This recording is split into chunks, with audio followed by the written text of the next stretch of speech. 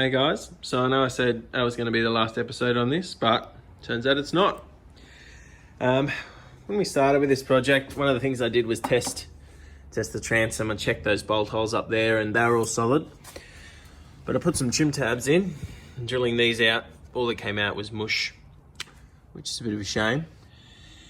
Now I really don't want to pull the stringers of this boat up, but if the transom stays rotting in there, it could spread to them. So I want to get it out and do a full replacement pretty much as soon as I can.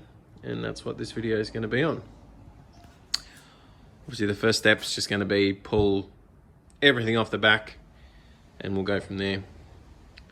So that did not take too long at all. I reckon I was done in 45 minutes. So I pulled everything off, unhitched all my controls, fuel, and made up a little bit of a lifting eye bolt into the flywheel. Weird sized thread, but found something that worked.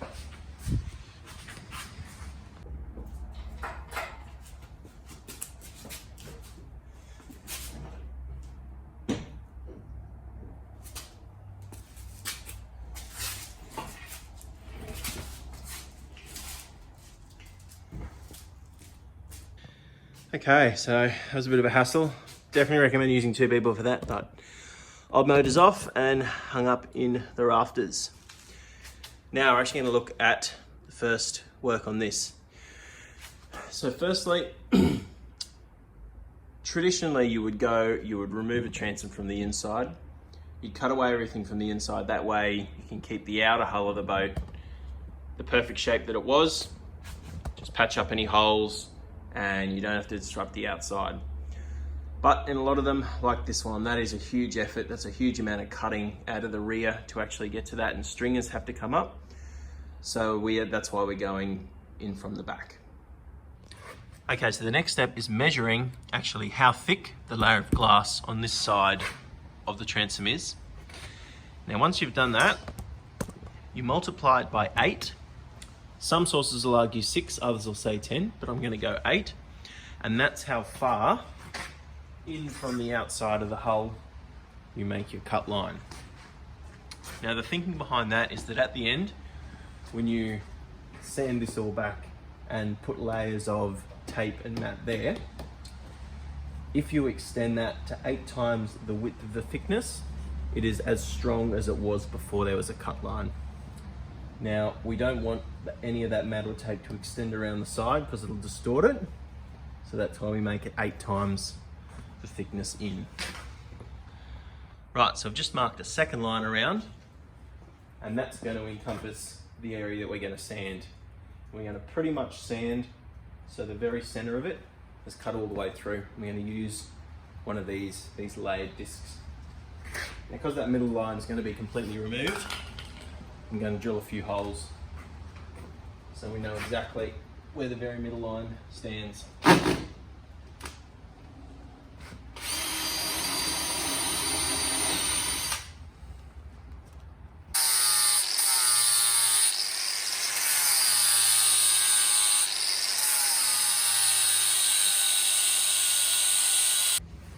Okay, now that that's all sanded down, make sure to take a really deep section off the middle, pretty much so it's just about through. And then using the holes, I've redrawn the line. And now we're going to cut along the line with just a cutting blade.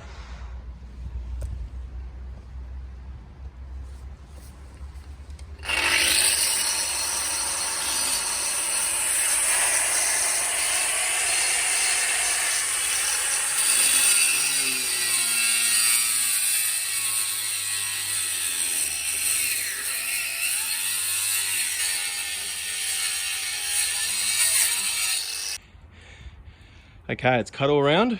Gave it a bit of a spray down with the hose to get rid of all that dust. And if you're wondering, should I bother with the proper suit? Absolutely, that is horrible stuff. Anyway, I popped a big chisel in the gap and it started to separate. So hopefully this shouldn't take too long.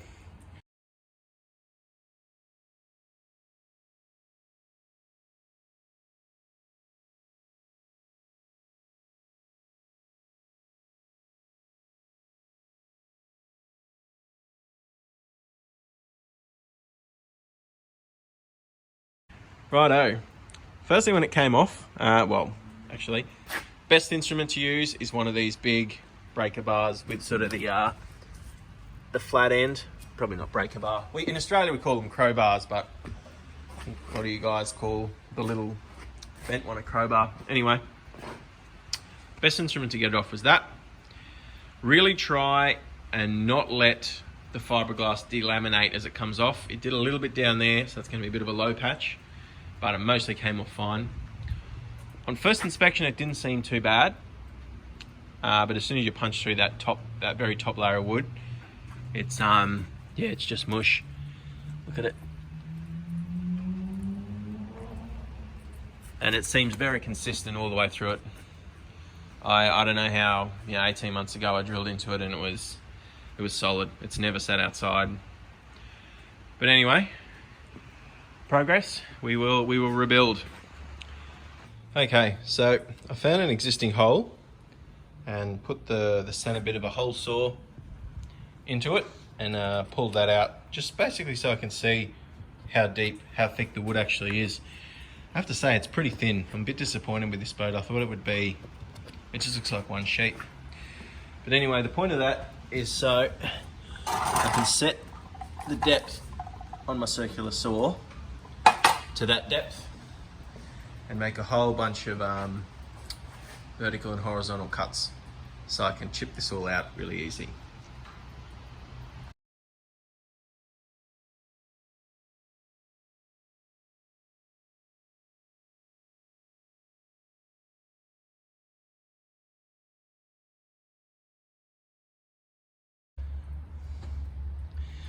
Okay, with that all done, just taking a big chisel to it and ripping each one of these squares out. Seems to be actually coming pretty easily.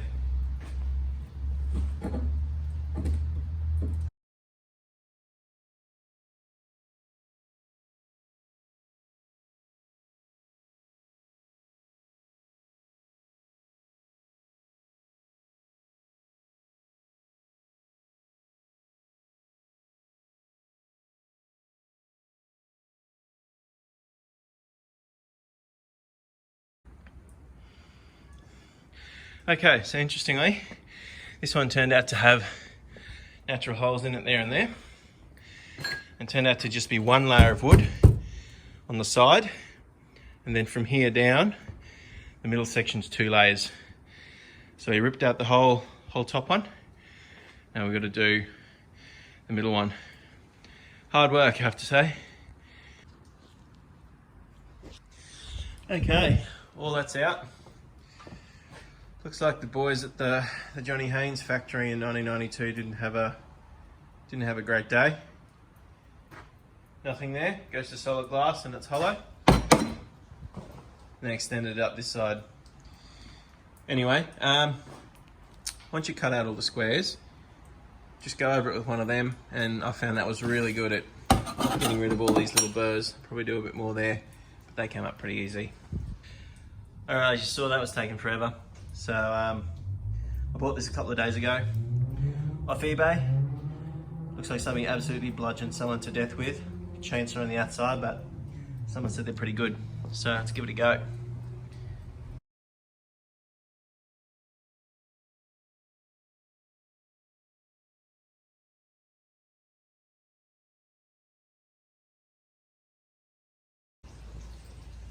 So that was awesome. That works so well.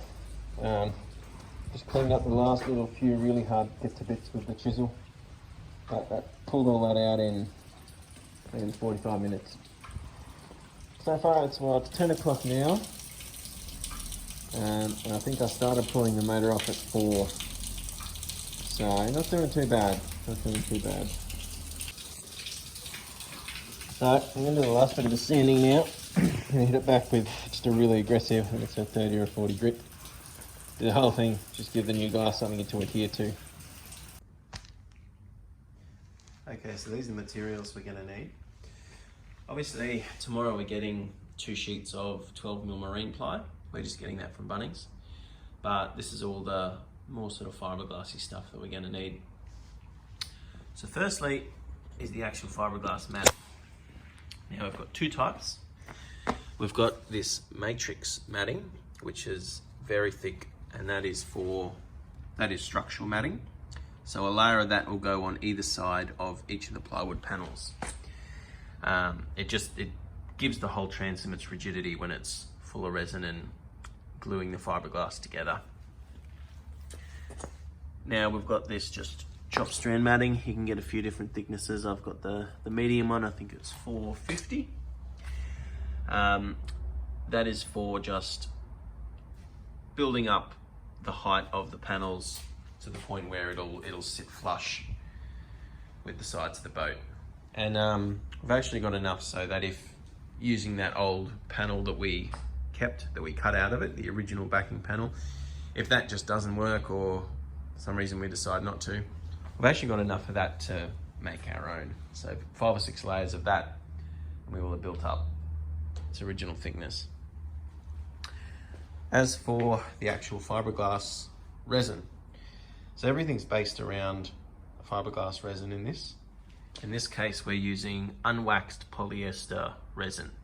You can get a few different sorts, but polyester is the most common one. Now, when I say unwaxed, you can buy it waxed, or alternatively, you can buy wax and add it yourself, which is down here. The difference is unwaxed dries to a tacky finish. It's impossible to sand though, but you can leave it for days and then lay an additional layer of fiberglass down on it next, and it will adhere to it perfectly. With waxed resin, if you lay a layer of waxed resin down, it dries firm, it dries dry, but you can't just put another layer down. You have to aggressively sand it, otherwise it won't adhere to it. Now, in terms of the resin filler, I say everything's based around the resin because it is. When we put those mats in, we'll put a filler into the fiberglass, which will give it some thickness. Now we've got two sorts of filler, Cabasil and Q-Cell. Generally, each fiberglass company will make a few different types, and they'll range from very dense and structural filler, which is the Cabasil, to very light, which is the Q-Cell. You can apply the Q-Cell, it doesn't slump. You can apply it to the roof and it sticks, and it sands really easy as well, but it's not structural. Back to the resin. Now, obviously your last few layers are going to be unwaxed resin, so it's dry and sandable. You can do that. That would be perfectly fine. Or alternatively, you can make your last layer flow coat. So all flow coat really is it's waxed polyester resin. It's polyester flow coat with a certain tint. Now, because this boat's white, obviously I've got white. It just looks like white paint. And it's what the last couple of layers on this boat would have been originally in the factory. This color, this would be fiberglass resin, and then the last layer is flow coat, which is just tinted fiberglass resin. Got some acetone to clean everything down and clean our hands, and then just a few consumables, rollers to roll it on, brushes to do some bits, these little metal rollers to roll down the sheeting. The one other thing that I do have is a few lengths of this fiberglass tape. You could make it just by cutting that up into strips. All it is fiberglass matting, but it's just easier in a roll. So I've got a couple of thicknesses there so we can sort of space it out. Some stirring sticks, and what do we have here? Oh, of course, can't forget that. That's the actual catalyst. So whether it's the flow coat or any sort of polyester resin, to actually make it pure, you have to add catalyst, just about 1% of it. You'll see that soon. The other thing that I'm using at many steps in this is just an offcut, but it's just real estate agent sign. You can get it from Bunnings. It's about $7. It's exactly what those would be printed on. If you're a member of the Sunshine Coast, you probably noticed some political history up there. So what this real estate sign's being used for is firstly the stencils. It's rigid and it's cheap and it's easy to cut, so it's perfect for that. And also just a few drip trays on the ground to keep resin and stuff from sticking to the ground. And yeah, that's about it. This is tomorrow, we'll get stuck into it. Right, using our stencil, cut out the first bit of wood. It's 12mm marine ply. Also cut out the first layer of matrix matting. Now, what I'm going to do to pin it all down and get it to adhere, I've drilled through the outboard motor holes. Just got some cheap big bolts and a piece of wood that I'm going to I've drilled through on its side. So I'm just going to put that there and then do it up from the inside so it pinches it down and it all bonds really well. Okay, so I got already put in the container, got 500ml of resin. It's a hot day, so you only need 1% of catalyst.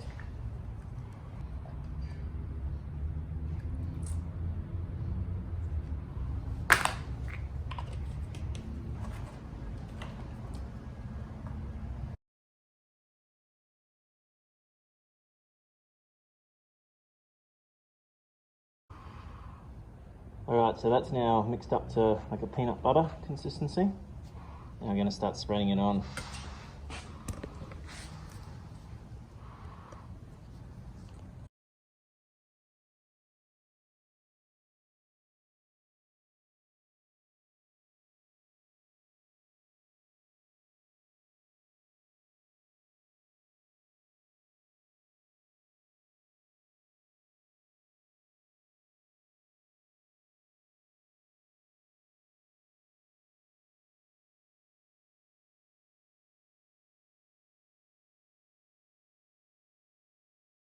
Okay, this is difficult to recall when you're doing it, but what I've done is put that one on, rolled it down, then I mixed up a batch of just pure resin, so no Cabasil, and with the roller absolutely saturated it.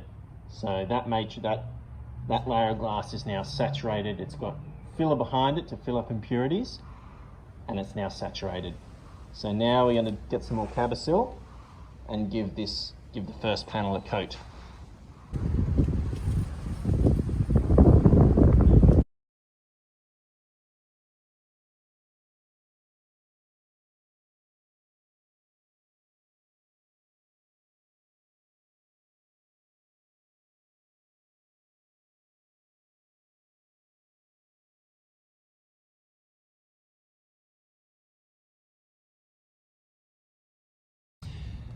So a couple of things you want a little sort of station you can mix all your stuff up and make a mess and then move around. So one of them is really good, little setup like that. You also want a bin. Any of this work makes just so much waste. And the other tip is, probably you noticed, I'd put 2 or 3 or 4 pairs of gloves on at the same time. So whenever one pair got a lot of resin on it and it got a pain in the ass, I just bin them and I didn't have to try and fumble around with more, because you're racing the clock the whole time. Anyway, that's on, it's all tightened down. Pretty much got it to sit flat all the way around. Maybe just this corner isn't sitting quite as flat as I wanted, but it's all pretty good. The board with the bolts, that was a really good idea. And then I've just hammered some wedges in around there.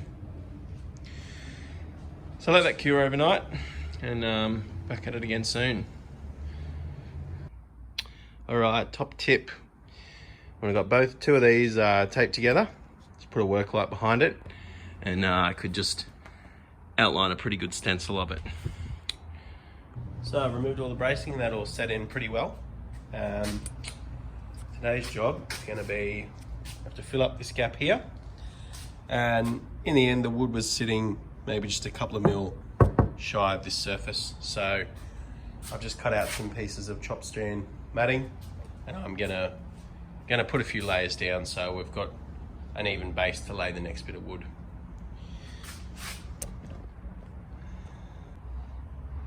So for this, just using Cabasil and resin.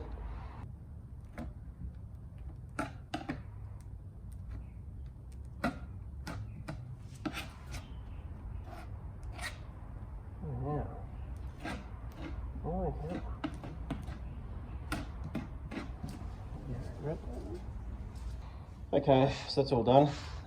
It all turned out pretty well. I just flattened it with the metal spatula, and yeah, it'll flatten out pretty well. All right, so next up we just got some pure resin and a few sheets of this. Just lay the resin down, roll it on, more resin, next sheet, etc, etc.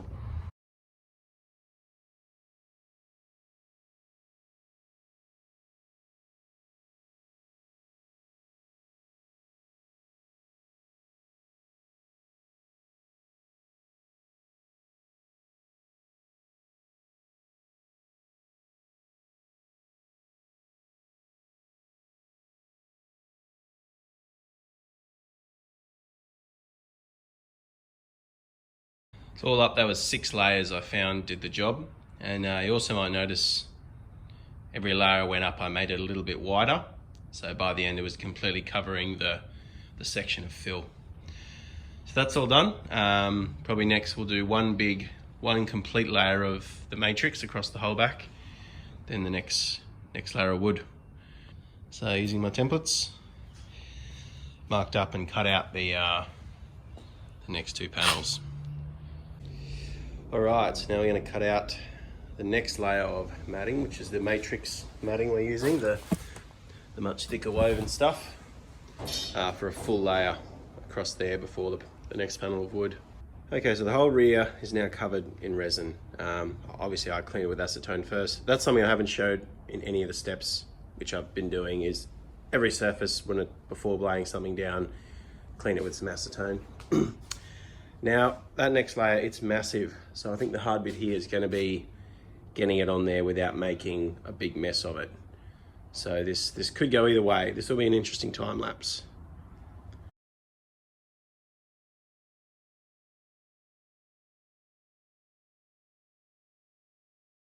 So as you saw, I tried doing it with tape. That didn't really work. I found the best way was just holding it, getting a corner stuck and working it down with the roller. This matrix matting, it seems to, especially the matrix side of it, this side of it seems to adhere to resin so much better than the chop strand matting.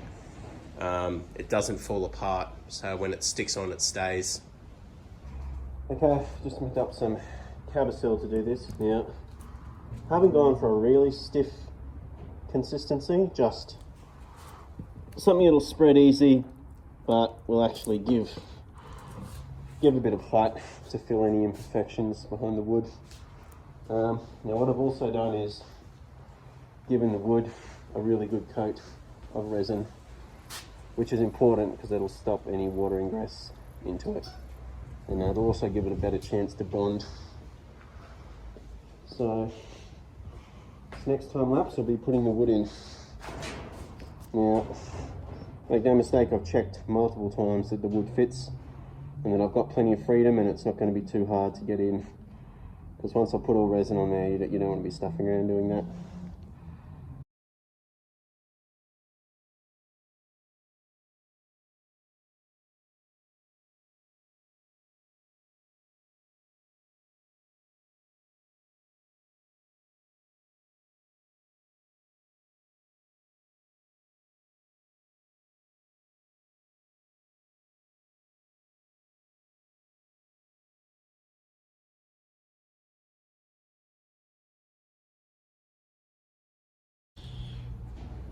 Okay, that's all in. Now you probably noticed I did paint the wrong side of one of those bits, so I had to run out and do that.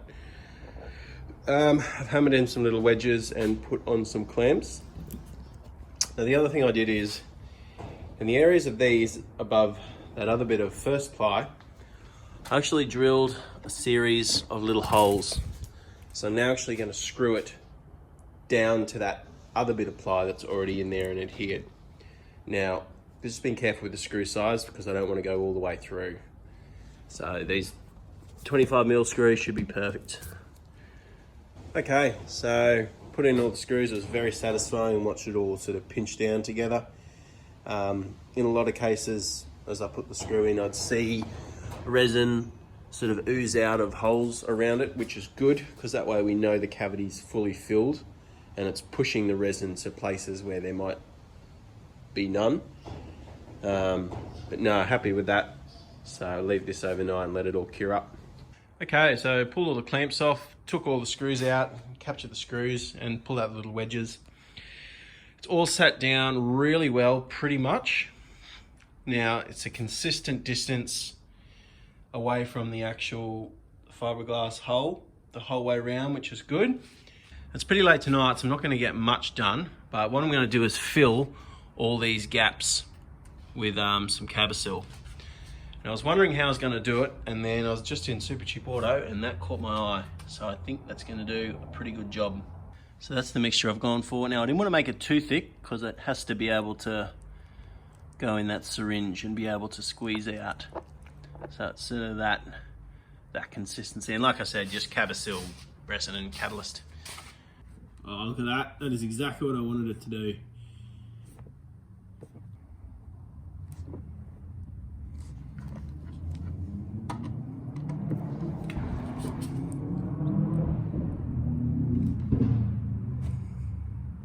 So well. Just sort of smoothed it down with the gloves and a one of the wooden stirring sticks, and that's all set now. That worked perfectly. I'm very happy with that. Right, next step is going to be a few layers of matte on top of this. All right, that's one layer on. Now, it is a huge pain to deal with, trying to get one whole layer, keeping it all in one bit and getting it on. Like I said before, the matrix matting side as opposed to the chop matting side sticks and holds so much better. So I'd always put that face down, just easier for you.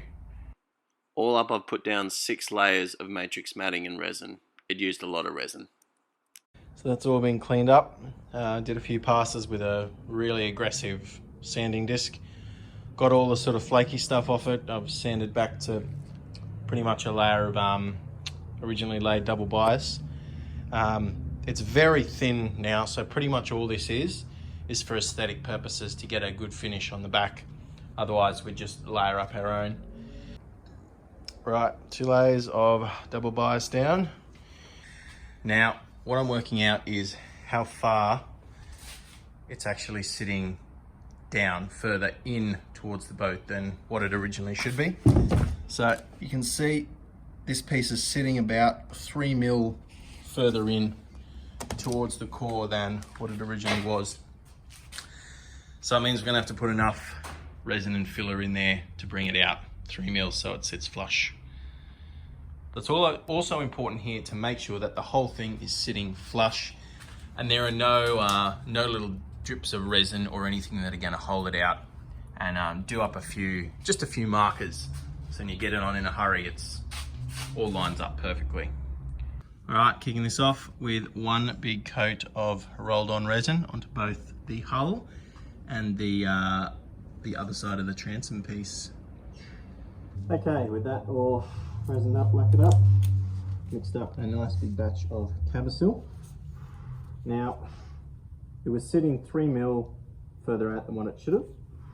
So, as per the tiling rule, using a 6 mil notch spreader, we'll put on a resin or an epoxy so that when you push a plate down, it will sit half that distance off. So, on with one of these.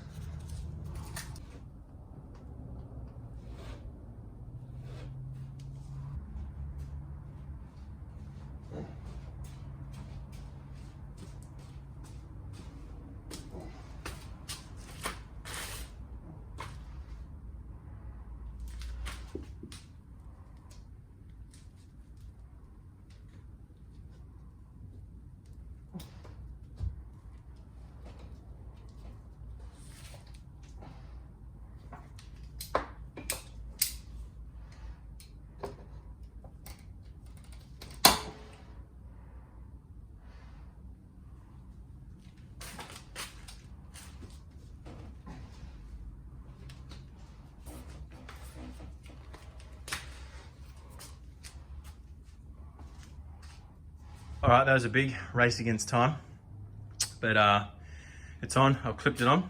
So now we're gonna start tightening it down. So what I did is pre-drilled a bunch of holes to it. Now I had an old piece of aluminium angle lying around, So I drilled out these as well. And these will just act as a really good square to go on and screw down to pull it down onto the resin and cabosil.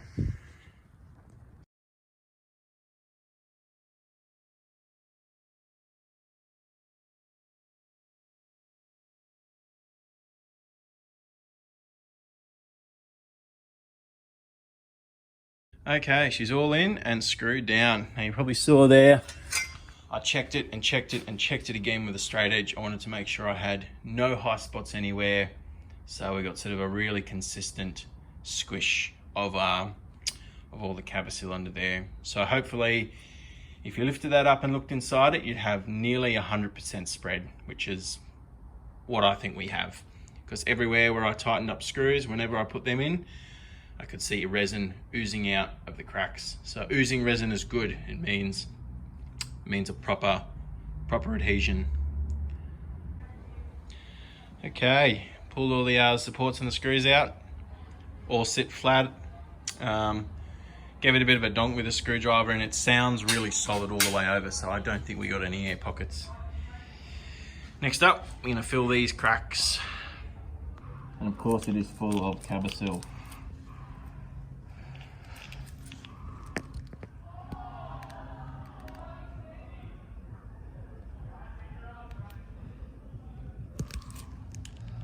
Now, I got out the roll of glass tape that I got, and looking at it, that stuff is so thin, it is like half a layer, it's just not going to do much. I've realised, so instead I've just cut plenty of strips of the biaxial matting, and I'll put the first one in. I'm going to slowly go up in size. So I started really thin, that's number 2. I'm probably going to try and do 6 or 7 or 8. Okay, so we're just about finished this. Now I've slowly built up the layers, slowly getting wider and wider and wider, probably up to about, I'd say this would be about 7 or 8. And we've pretty much got it up to the thickness that makes it flush with the rest of it.